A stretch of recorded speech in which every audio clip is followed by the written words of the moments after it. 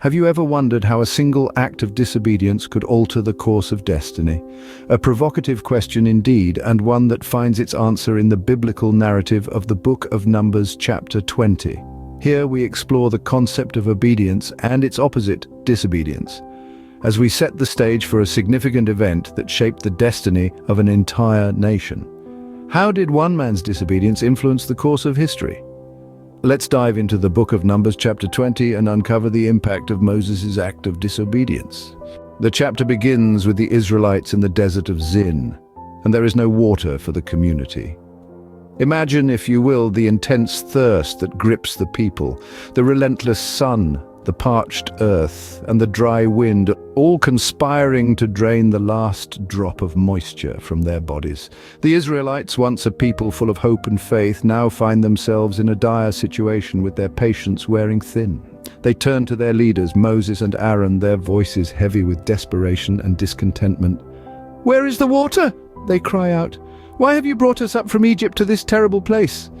There is neither grain nor figs, grapevines nor pomegranates, and worst of all, there is no water to drink."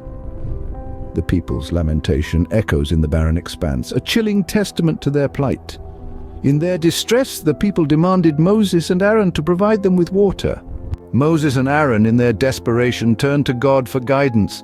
God instructs Moses to speak to the rock, promising it will yield water.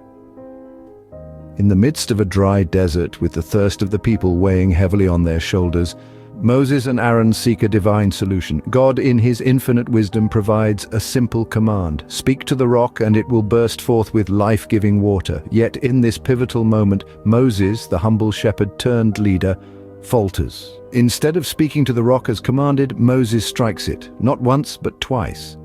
A seemingly small deviation from the divine command, yet this act of disobedience resonates with profound implications. One might wonder why such a harsh reaction to a seemingly minor infraction. Moses did, after all, get the desired outcome. Water flowed from the rock, relieving the thirst of the people. But it's not just about the result. It's about obedience, trust, and respect for God's word. Moses, in his frustration, allowed his emotions to override God's explicit instructions. This act of disobedience, this failure to uphold God's command to the letter, was a direct affront to God's authority. God's response is swift and unequivocal. Despite Moses' years of faithful service, his disobedience in this critical moment carried a heavy price. God declares that Moses, the man who had led the Israelites out of Egypt, who had been their guide and leader through countless trials and tribulations, would not be the one to lead them into the promised land. A harsh penalty indeed, but a clear demonstration of the importance God places on obedience to his word. Moses, a man known for his humility and faithfulness, had faltered under pressure. His momentary lapse, a single act of disobedience, altered the course of his life. Moses, a man of faith, had faltered, and the consequence was grave. This serves as a powerful reminder that even the greatest among us are not immune to mistakes, and that every action, big or small, carries with it a consequence. The chapter takes a sorrowful turn with the death of Aaron. As the narrative progresses, we find ourselves on the precipice of a poignant moment. The stage is set as God instructs Moses and Aaron to ascend the rugged terrain of Mount Hor. In the midst of the wilderness, under the vast expanse of the sky, an event of great significance unfolds. Aaron, the brother of Moses and Israel's first high priest, is to meet his end not in the throes of battle, not in the comfort of his bed, but on the peak of a mountain, in the presence of his Creator.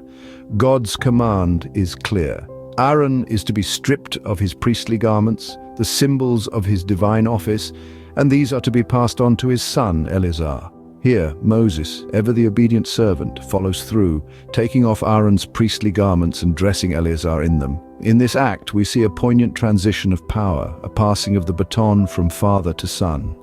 As Eleazar dons his father's garments, he steps into his new role as high priest, carrying on Aaron's legacy, and then in the quiet solitude of the mountaintop, Aaron breathes his last. His journey, marked by faith, leadership, and sometimes doubt, comes to a close. His death is not just the end of his life, but the end of an era.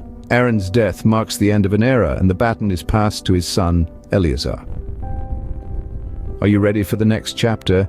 Just click here to go straight to it.